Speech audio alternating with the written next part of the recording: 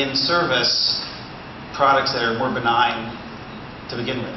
No, it's a great point. So first, on your first question on the end of life, every product, right, has an end of life at some point on it. And our goal is to tell the consumer, look, if you have a Capri backpack that's made from 50 Capri juice pouches, if you're done with it, put it back in the collection, and then you'll get donated 2 cents times 50. So you got $1 donated to charity. So hopefully you're incentivized enough to donate back that backpack. Now the problem is, it's a consumer choice. Even recycling, it's been around for many, many years, and we're still not above 30% across the country on recycling, which means 7 out of 10 people are choosing to throw it out.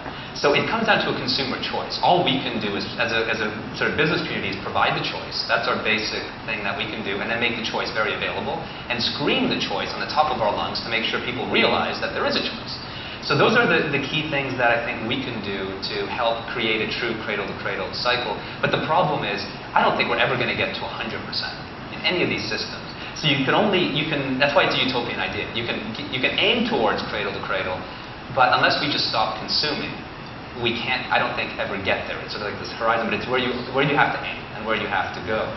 On the other question of how to work with the companies on creating more sustainable packaging, what's really cool, I think, is in working with a lot of big companies, is I walk into these situations where they have teams of people already dedicated to developing the next most eco-friendly solution, because they're craving it.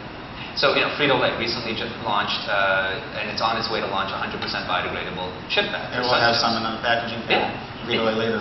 That's right. So if you haven't seen it, you should check it out. It's one of the most fantastic innovations in that space. And hopefully it'll show other companies that have flexible film, like your Mars, your Hershey, your Nabisco, to ideally copy that or get close to it.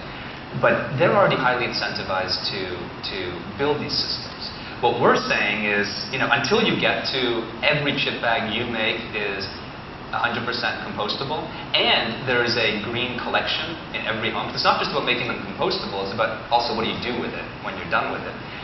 Until we're there, we need a solution.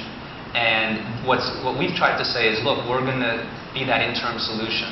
And what we've realized is that we can still help on, as an example, like Tetra Pak. Tetra Pak is a case study where they have really thought well about recycling. Tetra Pak are the juice boxes, 3 layers, polyethylene paperboard, and aluminum foil. Right. So. And one of the biggest packaging companies, especially in Europe, everything is in a Tetra Pak brick of some sort. Now, the Tetra Pak is not what I would call typically recyclable. We can't put it in a recycling box anywhere, but they've developed recycling centers. So the question for them, and it sort of comes down to the question with Frito-Lay on the chip bag, is, well, okay, now that I have a product that can have a solution to it, how do I get it to the solution?